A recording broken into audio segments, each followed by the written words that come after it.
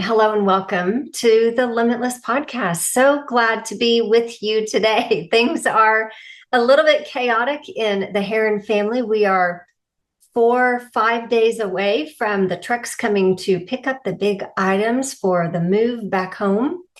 And so, yeah, I've got boxes behind me that I am masking, and we have boxes all over this house, but it's exciting time. But thank you for being the stability in my life right now, because after the trucks come and move the big things, we will be staying here for 10 more days in our retreat center that sleeps 16. So it'll be a little bit chaotic. And so I'm glad to have my business, have you as part of that normal routine.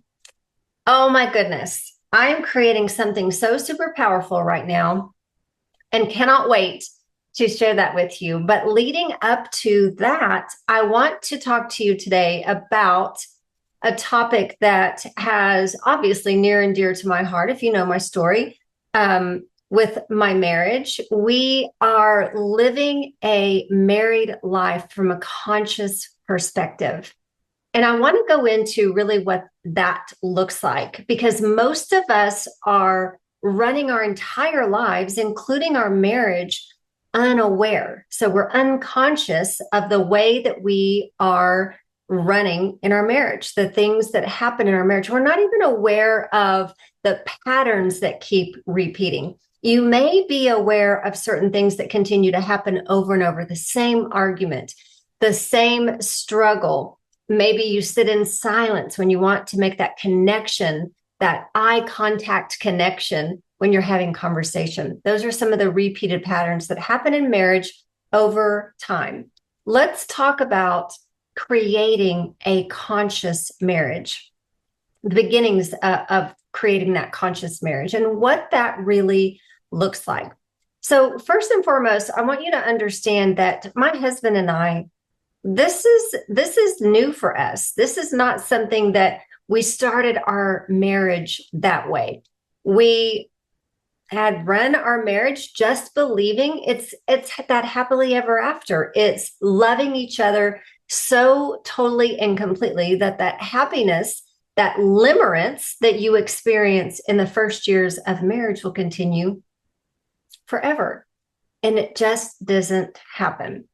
One of the questions that I hear a lot from my one-on-one clients and my clients that I'm coaching through marriage programs is the concern about, and I've thought this myself as well, where did the man I married go?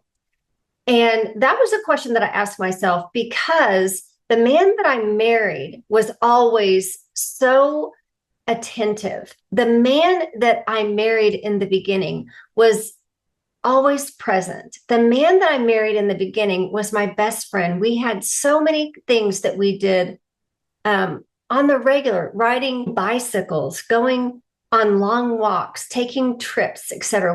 There were so many things, and it was intentional on his part as well. It was intentional on my part. But somewhere along the way, we lost that. And it made me really think about, where did that man go? I started to see a change in him. And I started to notice, what happened to us? What happened to the man that I actually fell in love with? Where did he go? So maybe you can relate to that. Maybe you see that in your marriage today. But here's what I recognize when I started healing my side of the street in our marriage. I started to recognize that I really wasn't seeing him. I was actually seeing him through the lens of my own personal triggers, through the lens of my old stories, through the lens of the beliefs of limitation that I didn't even know were running the show in my subconscious.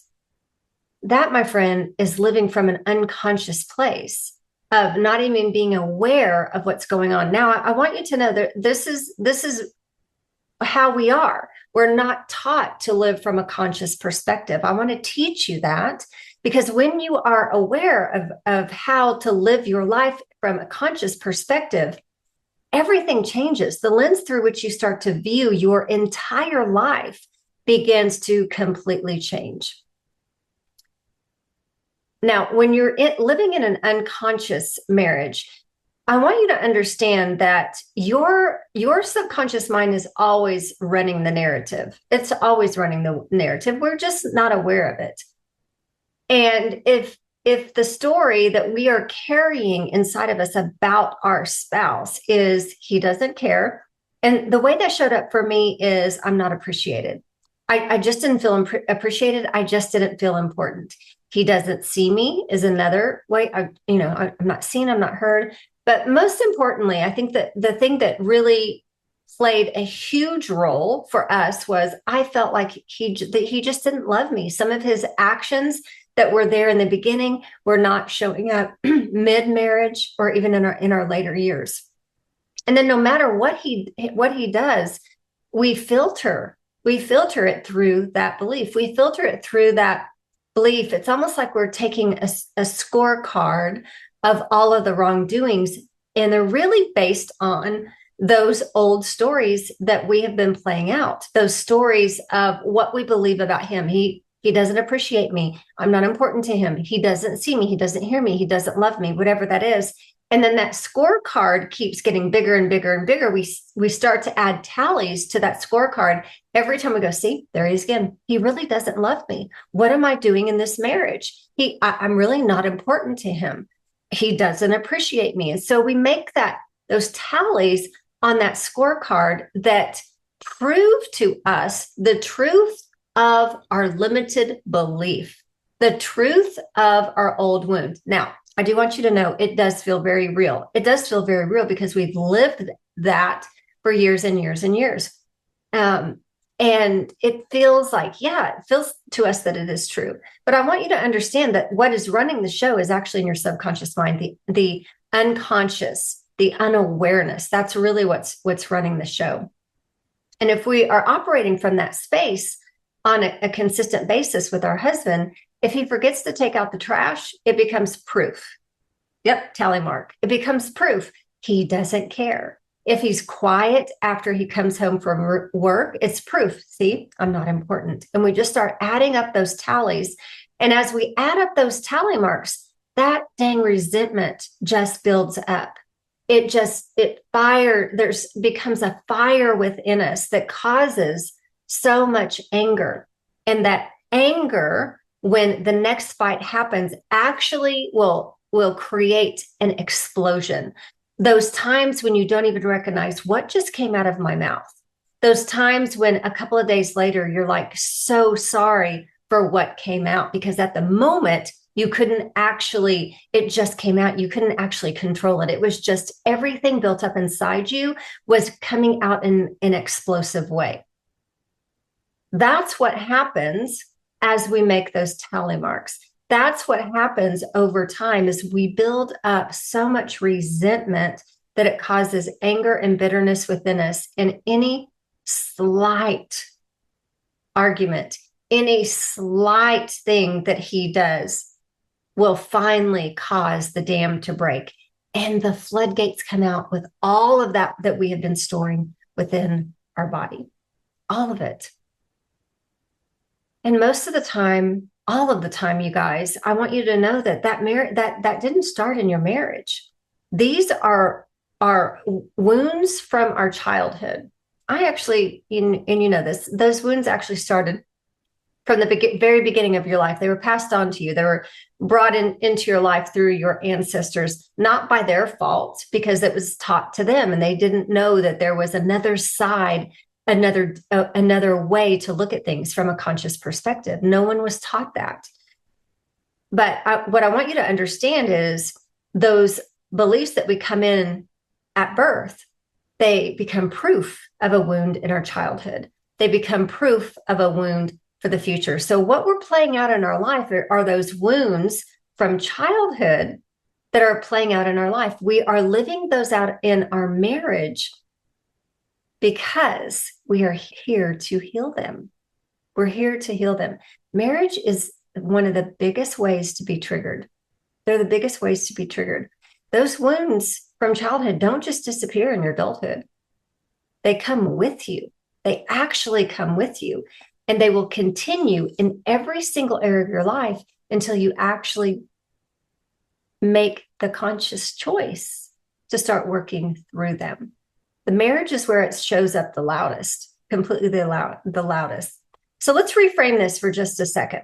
Let's change that, because everything changed for me when I began to change. And thank God that I'm not the same woman that I was when I said I do. I look back at her and she had so many fears, so many insecurities, and was operating from a place of control and scarcity and limitation. I see that now as I'm more and more aware of my patterns and who I am and the things that I've actually healed. My husband has grown and changed too. And that's the point. Marriage isn't meant to be stagnant. You really don't want to go back to the beginning of your marriage the way you were. It may have appeared that everything was amazing and happy, etc., but you were a completely different person. You walked into a marriage as probably a younger version of yourself that hasn't done a lot of healing. And there's a lot of wounds, there's a lot of insecurities, there's a lot of fears, there's a lot of beliefs that you need to rid yourself of. And perhaps you have done some of that work as well. So you don't want to go back to the beginning. You have actually grown and evolved. And that's the beautiful thing about getting older and being married, growing in your life. We aren't meant to be stagnant. Marriage is actually the ultimate masterclass. But we get stuck sometimes when we grow at different paces. Sometimes one partner, typically the female, leans into the personal development while the other resists. A lot of times what happens is he completely resists and does not want to do the work. My goal is to help men change that and to help them in that process. First, by helping you develop the skill set to be able to change your triggers and change those stories. Sometimes we get so triggered by each other, though, during the growth process. And in those moments, we go into that blame. We don't want to look from within. We start to blame them. And maybe that's where you are in your marriage right now. That's very, very common, because when we're looking through lack and limitation of what he doesn't do, we blame constantly. If he would just do this, if he would just change, our marriage would be better. This is why I want you to take a look at your side of the street, because no matter what, we need to change the view from which we're seeing others. And a lot of times it is from a place of lack and limitation. So I want you to think about how often you actually think about your husband through the eyes of lack, what he is not doing, what he is not producing, what he doesn't do around the house, so forth. Okay. And I'm not saying that his lack of responsibility is warranted. I'm just saying there's a different way to look at things. Couples don't really fall out of love. We just fall out of curiosity. We fall out of looking and seeing through the eyes of adoration. That's what we did in the beginning. It was complete adoration until we recognized, oh my gosh, he isn't 100%. He isn't 100% precious all the time, right? We stop asking questions. We stop learning from each other. We stop creating new things together. And basically this keeps us living inside those old stories. It keeps us living inside resentments when we blame. It keeps us living inside of assumptions of the stories of who they are, right? We assume that this is what he's doing. He's doing it because he doesn't love me. He's doing this because I'm really not important. So we make assumptions about how they are feeling when we really need to just take a look through those unconscious filters and truly start to see each other in a completely different way. This is really what unconditional love is all about. And it's one of the hardest experiences of my life, that I really had to truly understand unconditional love, to love him despite his shortcomings, to love him and see his preciousness despite his shortcomings, without any expectations of him changing. Can I really change the stories of who I am and the stories that I'm creating about him without expecting anything in return. Whew, it's a hard one. It's really, really a hard one. But it does happen, and it really does work, because once you start to see your man through unconditional love, it's because you have learned to unconditionally love yourself by changing those stories that are within you. So where did the man you married go? Truth is, he's right here. He's right there with you. But you might not be able to see him through the fog of unhealed triggers and unconscious patterns.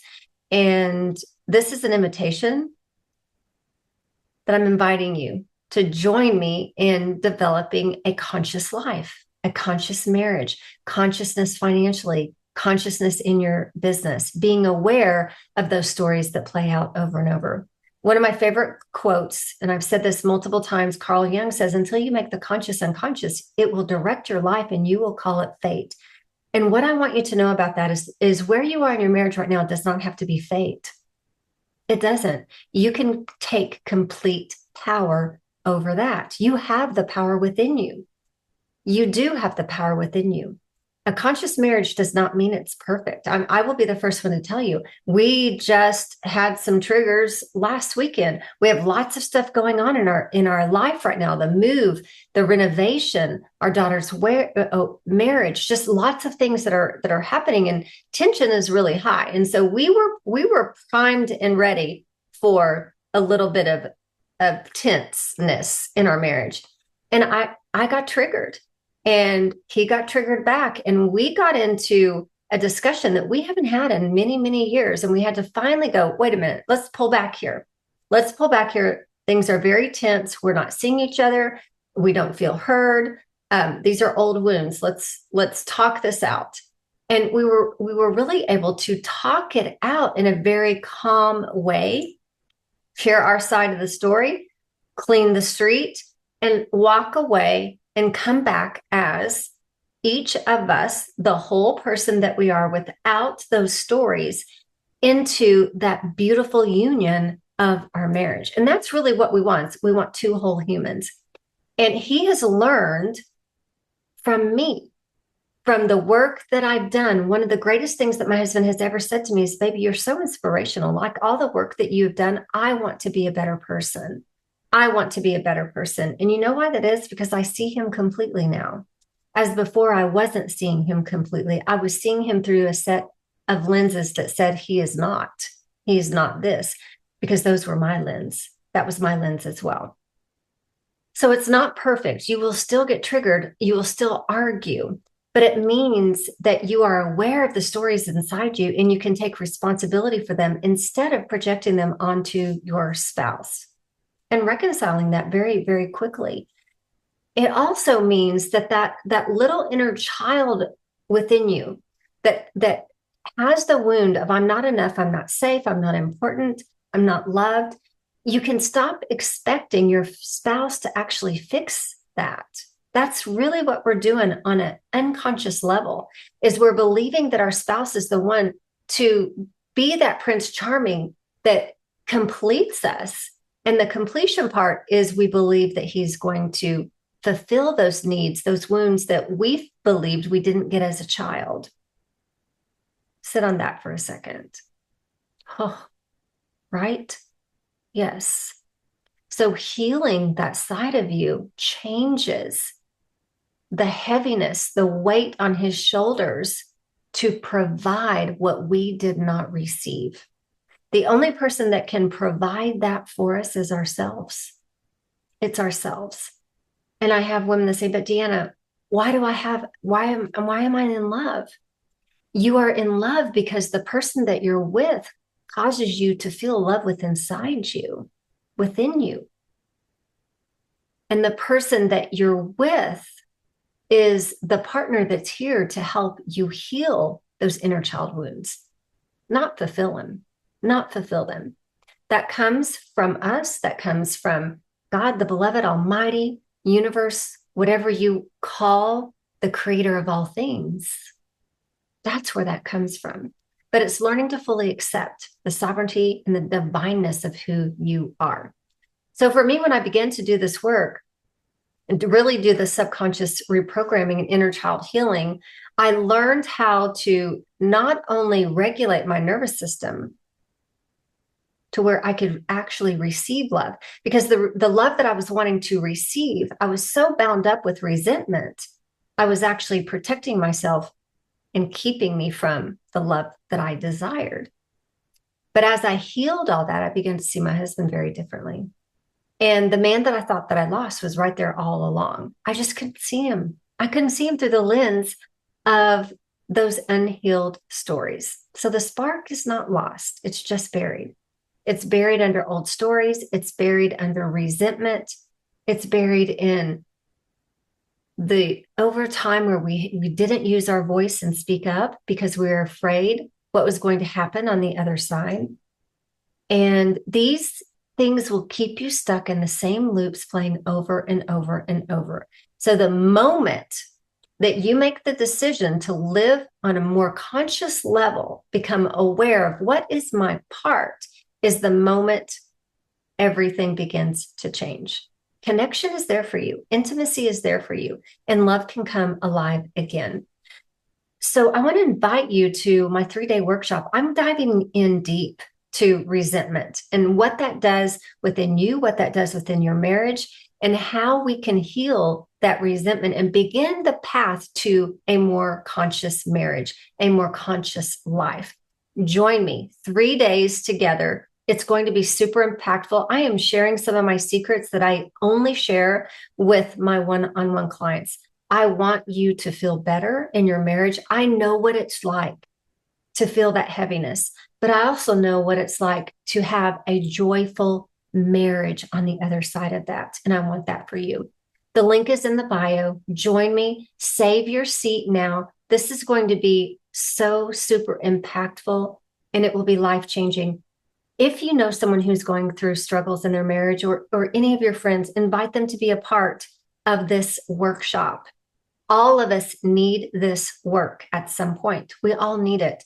Let's release that resentment now. Don't let it wait any longer. I love you. God bless you. And I'll see you next week. Hey, thank you so much for listening to this episode of the Limitless Podcast. If you loved it, and I know you did, make sure to like and subscribe and share it with others. Help us get the message out. See you next week.